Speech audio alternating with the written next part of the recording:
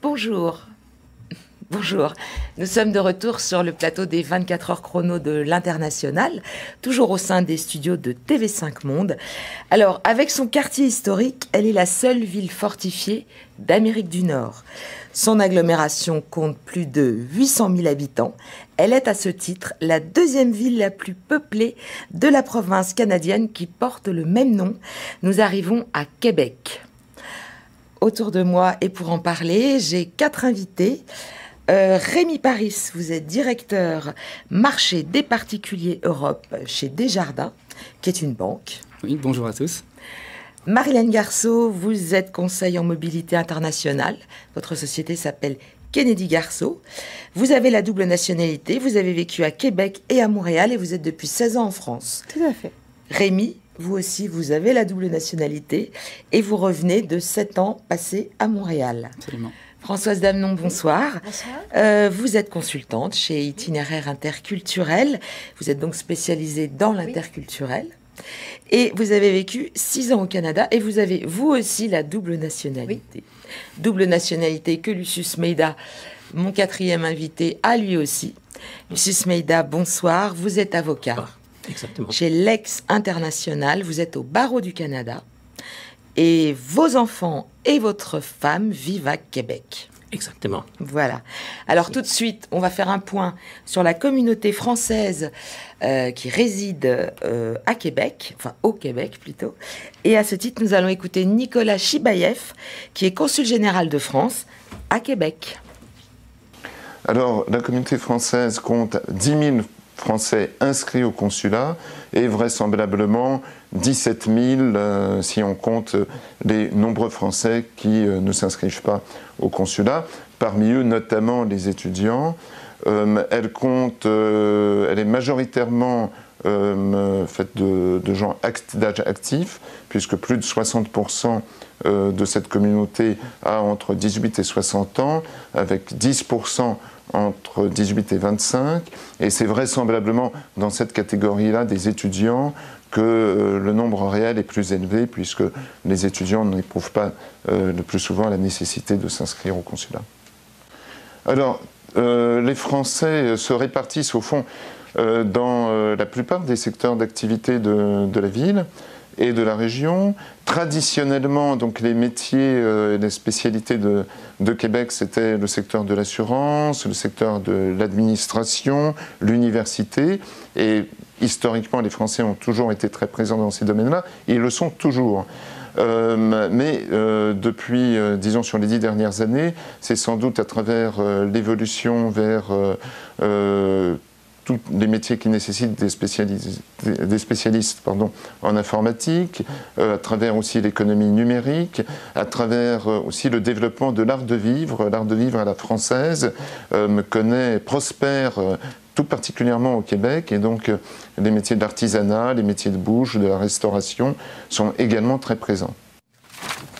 Donc on le voit, de nombreux secteurs d'activité qui s'exercent à Québec, 10 000 Français, nous a dit le consul. Alors, bon, quels sont les atouts économiques de cette ville, puisque visiblement, nombreux sont ceux qui ont envie d'y vivre. Marilène, les atouts économiques. Les atouts économiques, la qualité des ressources. Alors, on parlait d'informatique, mais il y a également les jeux vidéo, qui est aussi présent à Québec qu'à Montréal. Il y a l'optique photonique et il y a les centres universitaires, notamment le centre universitaire côté pharmaceutique, qui amène des entreprises et également des nouveaux Français pour y travailler. D'ailleurs, 70% des filiales hexagonales qui sont délocalisées au Canada se trouvent dans la province de Québec. Pourquoi ? Parce que c'est un avantage pour les francophones, tout simplement. Les secteurs porteurs, alors donc, Marilène, vous venez d'évoquer le secteur du digital.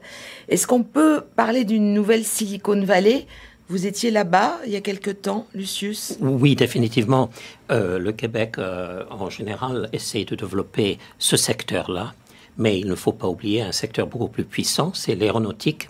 Il y a Bombardier, il y a des tas d'entreprises dans l'aéronautique qui se localisent en Québec, et ensuite les PME qui aident ces grandes ou qui fabriquent une autre chose pour Bombardier ou les autres grandes entreprises. Il y a OVH aussi, donc le leader européen des services numériques à la demande.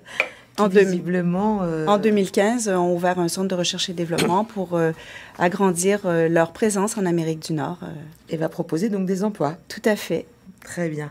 Et puis, donc, le souhait du maire Régis Labaume serait de faire de Québec une ville branchée à 100% avant 2018. C'est-à-dire que les artères commerciales de Québec offriront l'accès Internet gratuit. Absolument. Les jeunes sont déjà à 110% branchés. Ouais. Les vieux comme nous sont un peu handicapés, mais nous, puisque je suis avocat, on ne peut pas communiquer par les moyens traditionnels. Il faut communiquer seulement par lettres et personnellement et par fax. Ouais. Donc nous n'utilisons pas autant l'Internet, mais je dois dire que le développement est tellement rapide que je pense dans 3 ans, 5 ans, on sera à 100% complètement électronisé. Oui, tout à fait. On a également un autre secteur qu'a évoqué le consul. Il s'agirait de l'art de vivre à la française. Ça se traduit comment, Rémi ? L'art de vivre à la française, c'est effectivement Québec, c'est un petit bout d'Europe, on va dire, dans le continent nord-américain.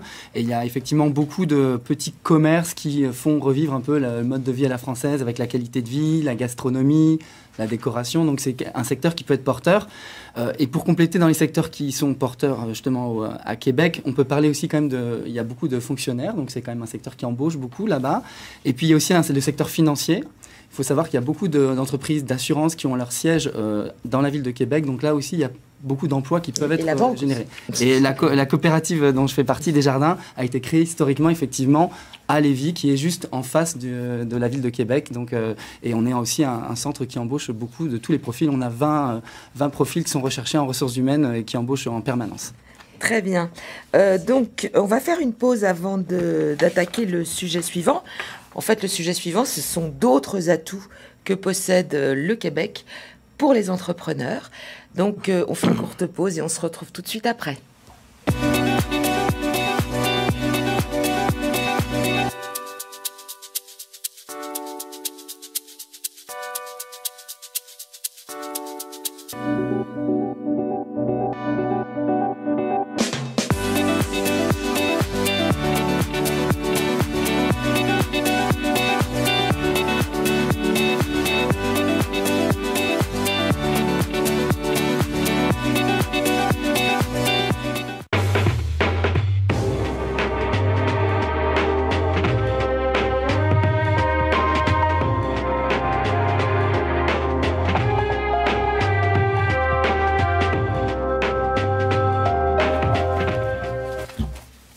Donc, retour sur le plateau de l'émission consacrée à Québec.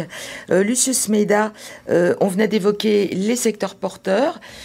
Vous avez dit qu'on en avait oublié un qui est capital. Oui, qui est capital. Le Québec a tellement d'énergie, surtout hydraulique, hydroélectrique, qu'ils exportent beaucoup de leur énergie. Aussi. Gaz de schiste, aussi l'uranium, qu'ils exportent énormément de leurs ressources énergétiques, et ils raffinent aussi beaucoup au Québec. Donc, c'est un des secteurs les plus importants de Québec. Très bien. Donc, il y a d'autres atouts aussi. Je crois que pour un entrepreneur qui voudrait s'installer là-bas, il y a aussi la fiscalité. Exactement. Qui est de quel ordre ? Bon, pour les individus, ça varie entre 16 à 25,75, disons 26%, sur les revenus nets imposables de plus de 103 000 $ par an.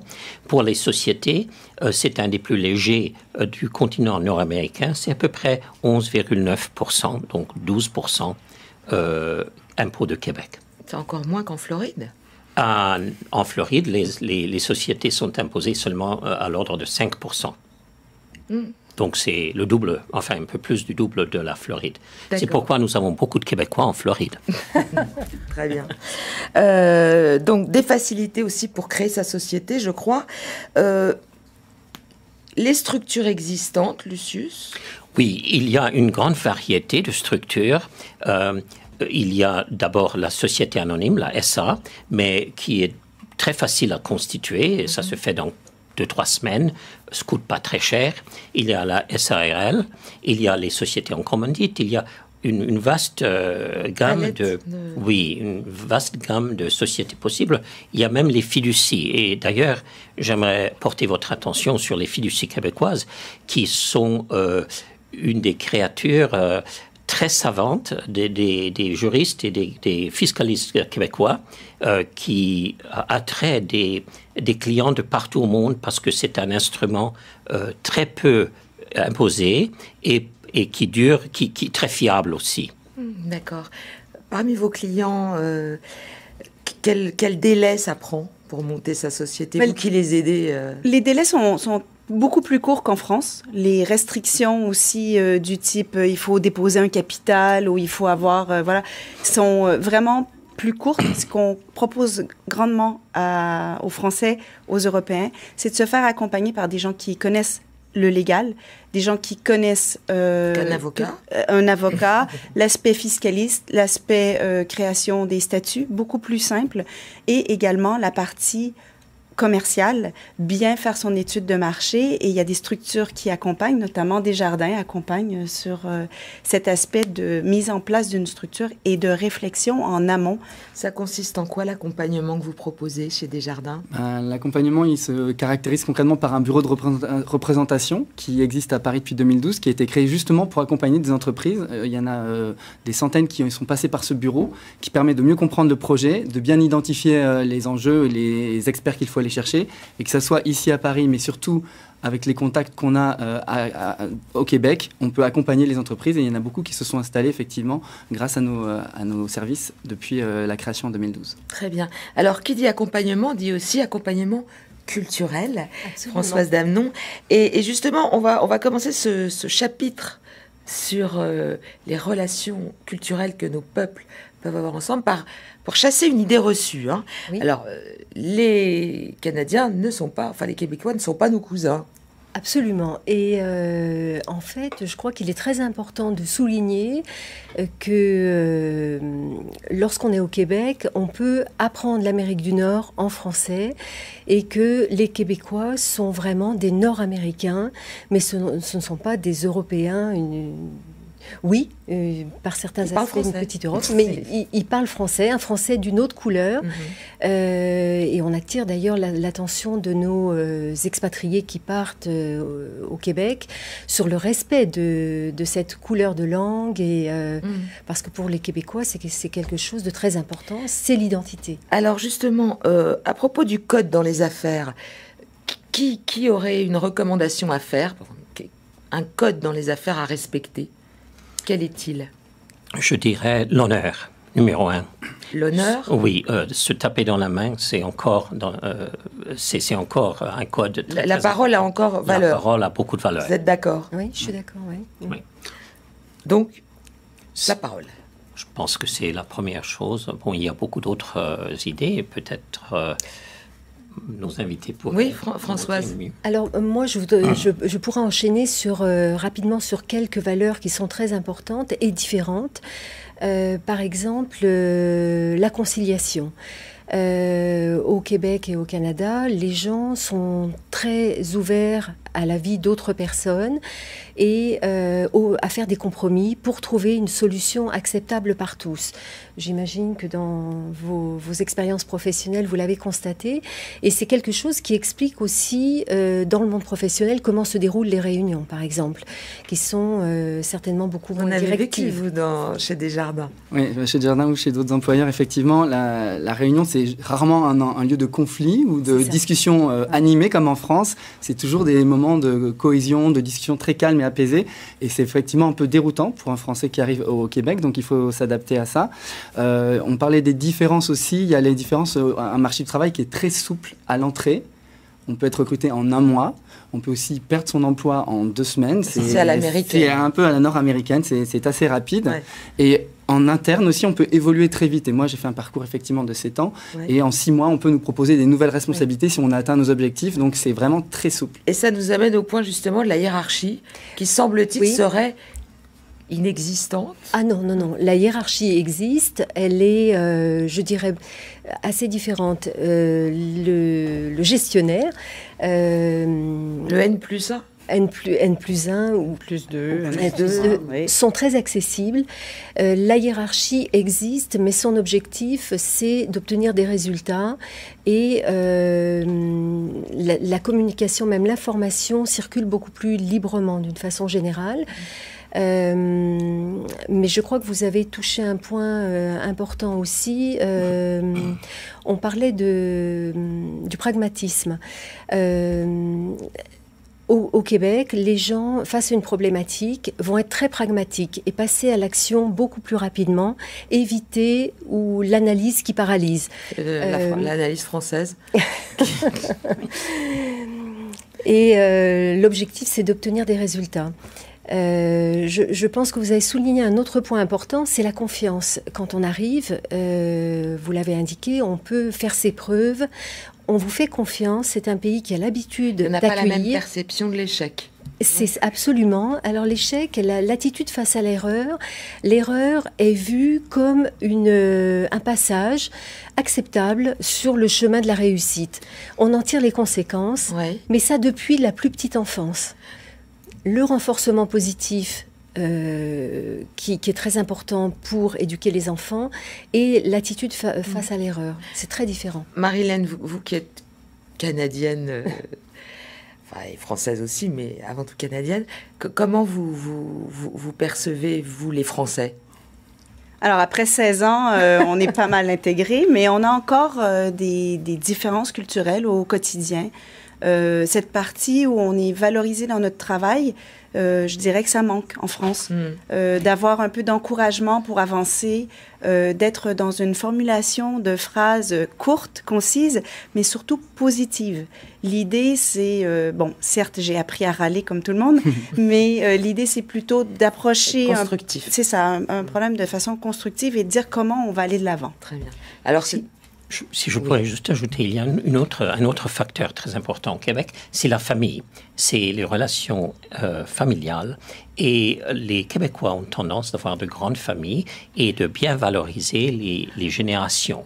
Donc, c'est un point très, très important parce que c'est, au fait, le Québec avec 1 800 000 ou 1 million d'habitants, la ville de Québec, est tout à fait petite comparée à Paris. Oui. Ou on va Miami. justement y venir tout de suite, à ces relations culturelles, mais plus intimes. Parce que là, on a essentiellement parlé de celles dans le travail. Et on va écouter Alexandre Poirier, qui justement va nous expliquer en fait les différences culturelles qui l'interpellent le plus au quotidien. Puis on se retrouve tout de suite après. La chose la plus flagrante que j'ai pu noter, honnêtement, puis ça c'est peut-être dû à l'hiver aussi, c'est que les gens ont tendance à se lever très tôt, sont très matinaux, partent faire du sport, partent faire des activités le matin pour ensuite aller à la job et vont se coucher, souper très tôt aussi. Fait que peut-être que ça suit un petit peu le mood du climat finalement. Ça c'est quelque chose qui est un petit peu différent avec la vie européenne ou tout du moins française. C'est-à-dire que nous, on a tendance à souper plutôt aux alentours de 19h30, 20h, mais c'est plutôt vers 18h, 18h30. Il y a un autre avantage, un autre intérêt à ça, dans le fond, c'est que les emplois du monde finissent plus tôt. Ainsi, ça vous permet de bénéficier d'une après-midi un petit peu plus longue pour s'occuper de vos activités, faire votre épicerie, faire du sport. C'est pas mal. La différence la plus notable, c'est donc sur ce petit décalage du quotidien d'1 à 2 heures de temps. Alors, un quotidien décalé par rapport à celui que nous vivons en France, à savoir finir plus tôt, profiter de la soirée, vivre en famille, Lucie. Oui. Les journées commencent, Les journées commencent plus tôt aussi et sont... alors, il y a moins de vacances. en général. Mais après le travail, il y a une autre vie. Oui. Et c'est assez intéressant de voir que les gens s'engagent beaucoup dans des activités qui peuvent être sportives ou d'entraide et qui sont d'ailleurs très valorisées sur le plan professionnel. Ça fait partie d'un tout. On est une personne avec son expérience autant. C'est ce que disait Rémi, comme quoi, quand ça ne figure pas sur un CV, c'est louche. C'est louche, et quand on nous annonce une nomination dans une entreprise, ça fait partie de la nomination, le background d'éducation, d'expérience professionnelle et d'engagement communautaire. Et c'est même quelque chose qu'on suggère aux gens qui arrivent en immigrant quand ils n'ont pas encore trouvé d'emploi, de s'intégrer dans le milieu communautaire, parce qu'on se bâtit aussi une expérience québécoise qui est un peu c'est l'implication dans la communauté. Implication dans la communauté, puis un premier contact avec des Québécois pour prouver qu'on est capable de travailler dans un environnement québécois. Alors, donc, on profite bien de la soirée. Qu'est-ce qu'on fait à Québec qu'on ne ferait peut-être pas à Montréal ? Les sports d'hiver, alors ça dépend à quel moment, mais le ski, parce que c'est accessible aussi, la ville de Québec comparé à d'autres villes au Canada, le ski est accessible et pas trop loin. Il y a le patin, on se rencontre dans des restaurants entre copains, ce que nous on appelle le 5 à 7, c'est le pot après le travail. Oui. C'est vraiment à 5 heures. Pour réseauter aussi. C'est pour réseauter qui est super important, encore une fois, dans la vie personnelle et professionnelle. Très bien. Alors, parlons maintenant du coût de la vie à Québec, et à ce titre, on va écouter une très courte vidéo qui va nous indiquer le coût de la vie à Québec. C'est Smart Expatriation.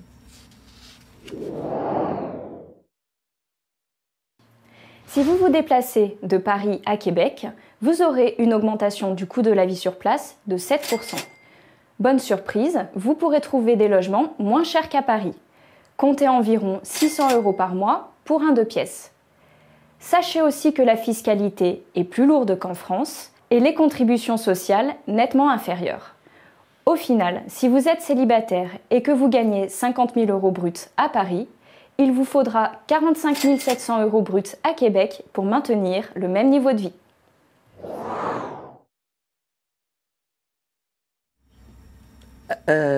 Marilène, vous qui avez vécu à Québec, vous êtes d'accord avec ces chiffres ? Plus ou moins. Ce qui est important, de toute façon, c'est de s'intégrer. C'est-à-dire que le Français qui veut continuer à acheter sa baguette à tous les jours et à manger son camembert, c'est sûr que ça va lui coûter beaucoup plus cher. C'est pas gentil pour les Français. Non, c'est juste une question de s'adapter, de manger peut-être du cheddar, qui est un fromage très très bon et qui est un fromage boire local. Du sirop d'érable. Alors, on boit pas du sirop d'érable. Et puis, en plus, sur le coût de la vie, mais il y a certainement le chauffage des logements qui est un peu plus cher. Le premier hiver, il faut penser à ses vêtements d'hiver. Après, le luxe est totalement différent au Canada qu'en France. Donc, le luxe, ça sera sur le confort, la voiture, les dépenses. D'ailleurs, on peut aller chercher une hypothèque, un prêt immobilier chez Desjardins. Chez Desjardins. D'accord, très bien. Juste quelques quartiers qu'on va conseiller à des gens qui arrivent à Québec. Où ils vont les Français? Dans quel quartier? C'est à vous que je vais le demander, je crois, parce que Rémi, vous habitiez Montréal. Oui. Mais vous connaissez un petit peu Québec? Je connais un peu Québec, mais pas suffisamment pour répondre à la question. D'accord. Alors, il y a plusieurs quartiers. Ce qu'il faut savoir, c'est qu'on se promène surtout en voiture. Il n'y a pas de métro dans la ville de Québec. Le quartier Saint-Roch est un quartier qui se développe. Donc, c'est ce qu'on appelle la basse ville, en bas de la haute ville. Après, il y a... C'est près du lycée français? Alors, le lycée français est plutôt dans la haute ville, mais assez accessible parce que la circulation, les problèmes de circulation sont moindres que dans une métropole plus grande. Quand vous avez vécu à Québec, je crois. À Montréal. À Montréal uniquement, très bien. Et votre épouse, elle vit dans quel quartier? Elle vit dans un petit faubourg de Québec. C'est Sainte-Foy. C'est très beau.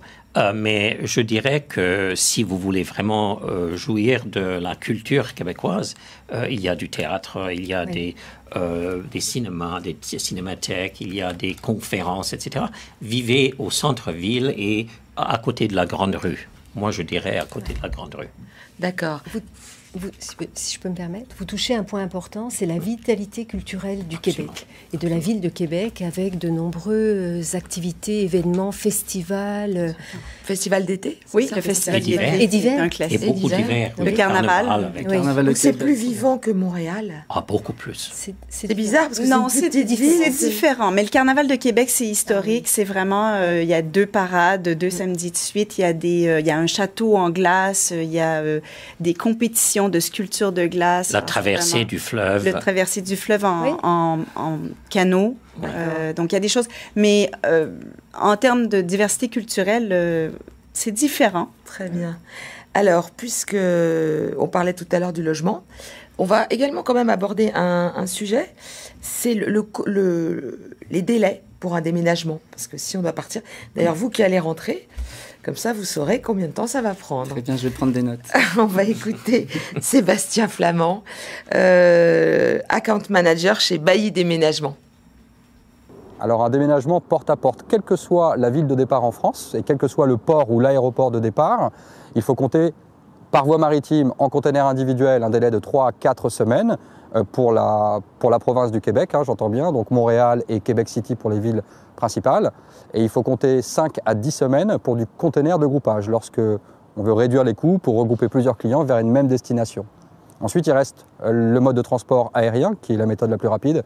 Il faut compter un délai de 10 à 15 jours. Donc, un certain délai, j'imagine que vous l'avez Je l'ai noté. préparé, anticipé, noté. Et puis, un coût aussi, parce qu'un déménagement en provenance du Canada, vous avez les prix en tête?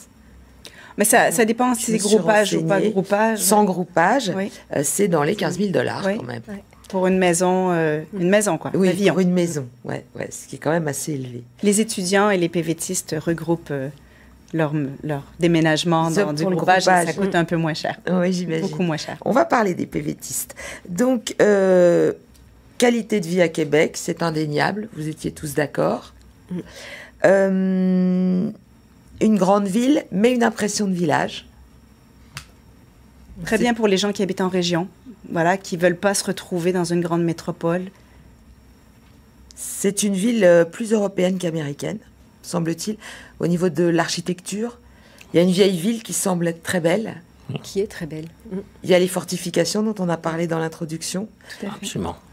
Parfait. Et au niveau de la sécurité, Pas de problème. rien à dire. C'est quelque chose que vous avez apprécié, vous m'avez dit. Oui, parce que même à Montréal, qui est une plus grosse métropole, plus multiculturelle, on a vraiment la possibilité de se promener, même à des heures tardives, même pour une femme, de manière vraiment très sécuritaire. On n'a pas besoin de cacher son téléphone portable, on peut le laisser sur une table dans un bar. C'est vraiment, on sent ce sentiment de sécurité à Montréal de manière très forte, et je suis sûr qu'à Québec encore C'est plus. toujours cette valeur qui est la confiance, en fait, La confiance. qui règne même au quotidien. Hein. Oui. Elle règne au quotidien, mais si on la brise, par contre, c'est un peu compliqué à reprendre.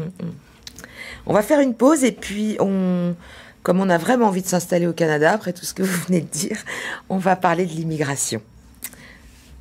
On se retrouve.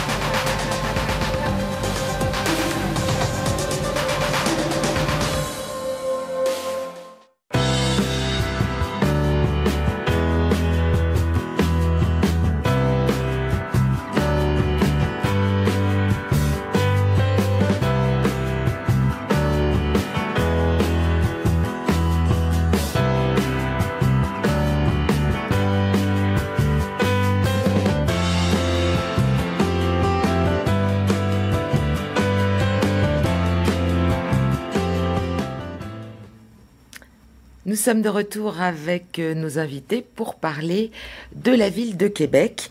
Alors, quid de l'immigration? Quels sont les visas existants? Maître Smeida, Pouvez-vous nous parler de l'un d'entre eux, à mon avis, qui est le visa investisseur? D'accord.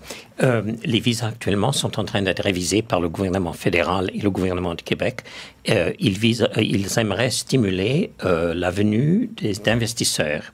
Donc, anciennement, c'était 500 000 à 800 000 dollars selon le cas. Investi dans une entreprise à Québec.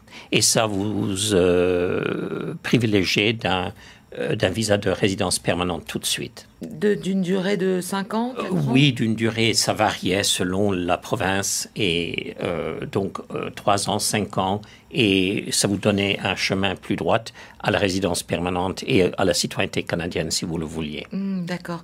Vous avez eu des entrepreneurs de ce type qui arrivent avec ce genre de visa? Ça se fait. Je sais qu'il y a la communauté chinoise qui était très friande de ce visa et ils se sont beaucoup implantés avec ce visa.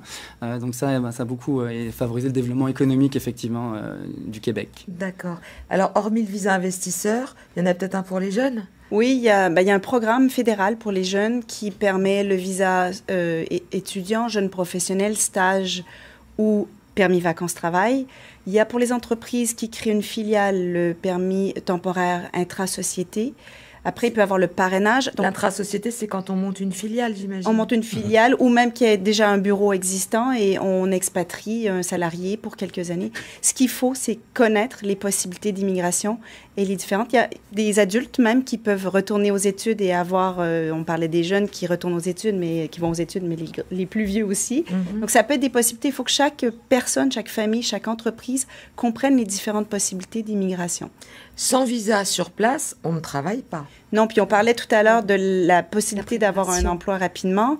Oui, c'est beau de dire qu'on peut trouver un emploi rapidement, mais sans autorisation de travail, soit par soi-même ou via l'entreprise, on vous déconseille de vous présenter sur le territoire. On va droit dans le mur, là, sans... Oui. D'accord. Si je peux me permettre, c'est vraiment un point très très important. Je pense que sur les aspects techniques de fiscalité, légaux, il y a beaucoup de spécialistes et il ne faut pas hésiter à bien se faire conseiller avant de partir. Et se préparer aussi sur les aspects interculturels, parce qu'on s'aperçoit souvent que les difficultés ou les échecs, qui peuvent être quand même parfois lourdes conséquences, peuvent être liés à une méconnaissance un mauvais discours, même avec les de différences culturelles. De l'immigration, oui, ça peut arriver aussi. Tout à fait. Aussi, oui. Si on veut parler des visas, effectivement, il y en a beaucoup qui sont ouverts pour revenir là. Et c'est vrai que mon parcours, on en parlait un peu avant. Vous êtes un ex-PVT. Mais alors, j'ai eu 3 ou même 4 statuts différents. Je suis arrivé au Canada en 2009 avec un permis vacances-travail, donc d'une durée de 12 mois à l'époque. Maintenant, il est de 24 mois. Vous étiez parti pour travailler chez Desjardins? Non, j'étais parti par amour pour rejoindre une personne au Canada. Donc, pendant 1 an, j'ai eu le permis vacances-travail. Ensuite, j'ai eu un autre visa dont on n'a pas parlé, qui est travailleur qualifié. Donc là, c'est l'entreprise qui a jugé, c'était une entreprise d'assurance canadienne qui m'a fait le visa pour que je puisse travailler chez eux. J'ai enchaîné après avec la résidence permanente qui reste quand même la solution la plus simple, puisque là, on engage vraiment une démarche longue et permanente pour s'intégrer au Canada, mais les formalités sont plus longues aussi. Et puis après quelques années en tant que résident permanent, j'ai obtenu la nationalité canadienne. Donc on voit qu'il y a effectivement une palette, mais il ne faut pas rater les délais, il faut bien connaître les conditions à chaque fois. Effectivement, il y a beaucoup de renseignements sur les sites gouvernementaux, mais c'est aussi bien de se faire aider parce qu'il y a des technicalités que seuls les experts en immigration peuvent nous apporter. Et une évolution des programmes, donc c'est pas parce que justement avant on pouvait enchaîner de PVT à jeune. Voilà, il faut toujours suivre l'évolution de la loi pour pas déposer un dossier avec un mauvais formulaire ou se tromper dans la démarche parce qu'on a lu sur un forum lambda que quelqu'un avait fait ça et que la personne a le même profil que vous. Et concernant donc le permis vacances-travail, le PVT, on peut aller voir sur Canada21.tv un film qui est très bien fait d'ailleurs, où on retrouve Marilène Garceau, la Banque Desjardins et puis 2 autres les assurances et partenaires qui expliquent très très bien comment ça fonctionne. Alors, on va attaquer un sujet suivant, c'est ouvrir un compte bancaire parce que c'est pas simple quand on n'a pas de visa ou quand on projette de partir. Donc on va faire une pause et on se retrouve tout de suite après sur ce sujet tout à fait technique.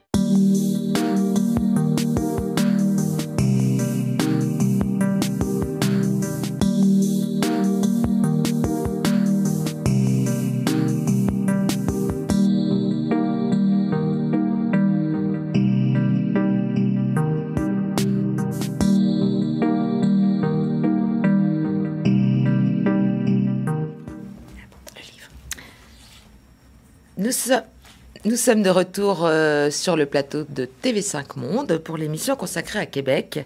J'ai autour de moi 4 invités.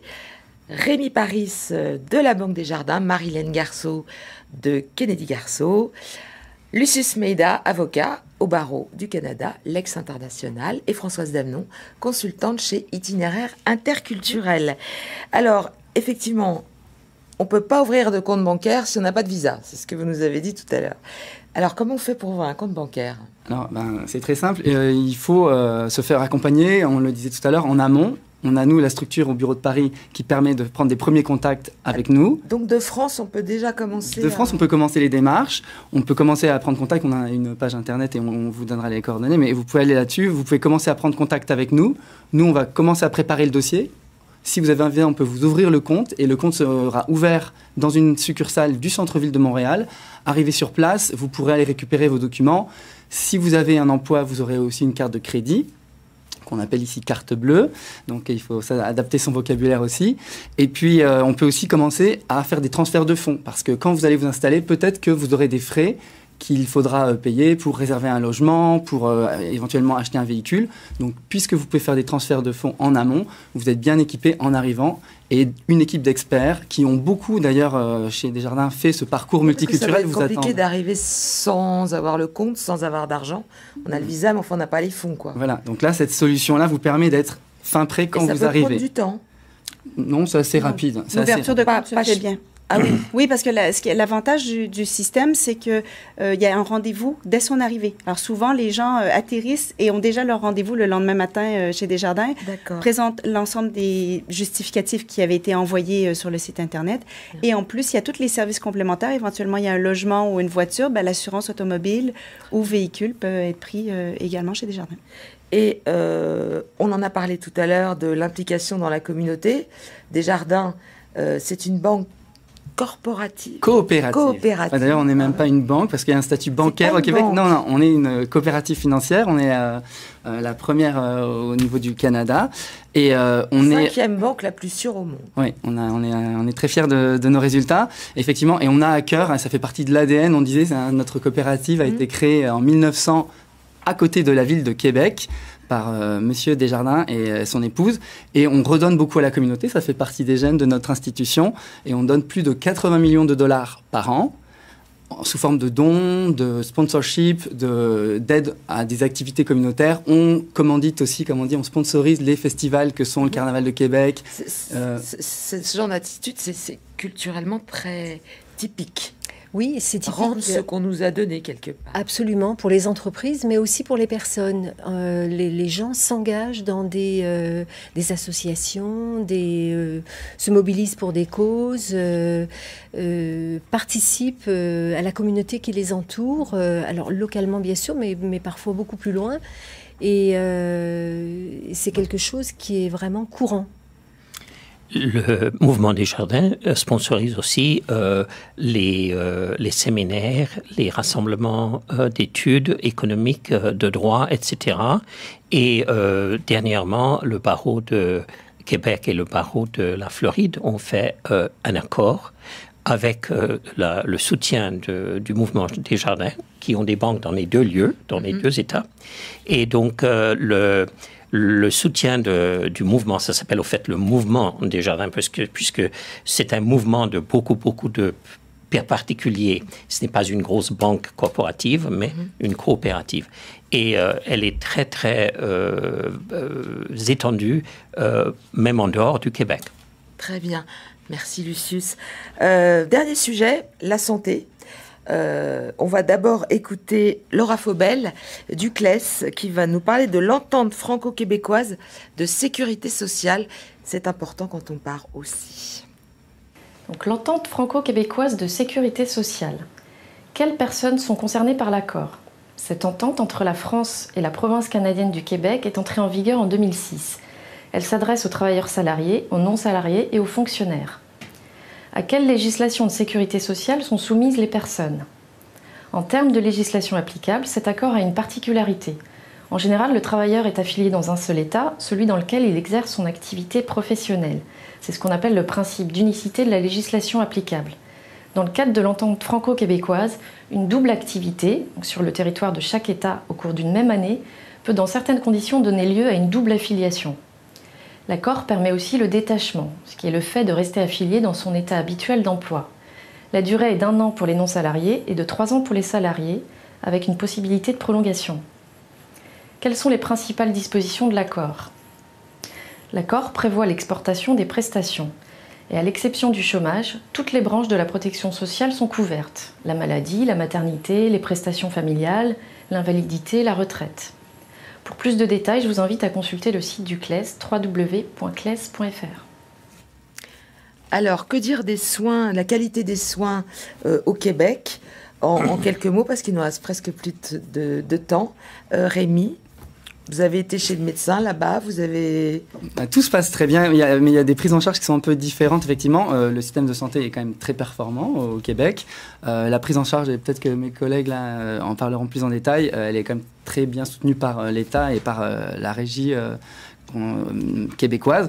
Le seul enjeu qu'on peut avoir au Québec quand on arrive, c'est d'identifier un médecin de famille.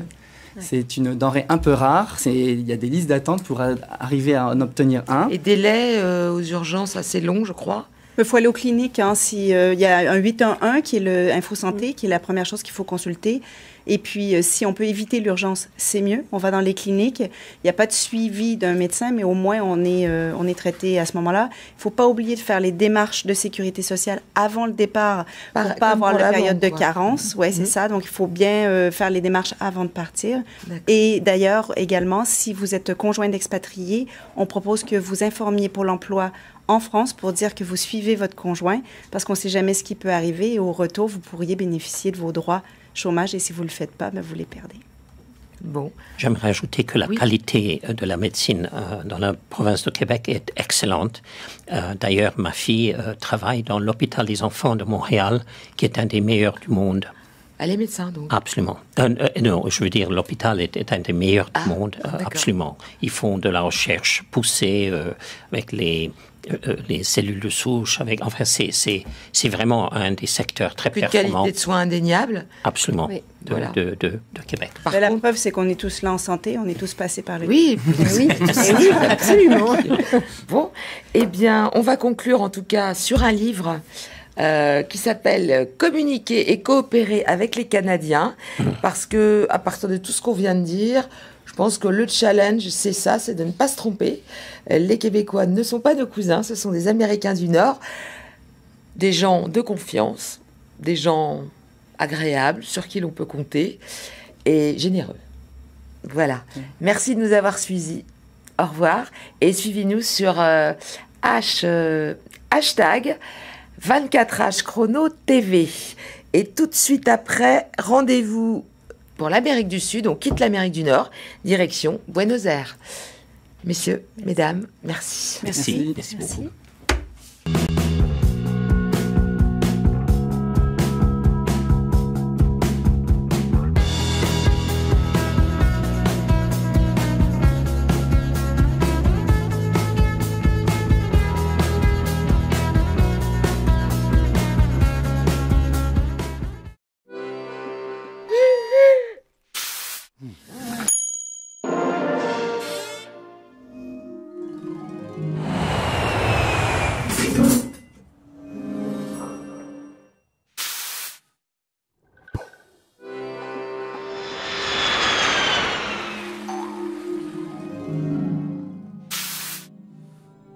La CFE, votre sécurité sociale jusqu'au bout du monde.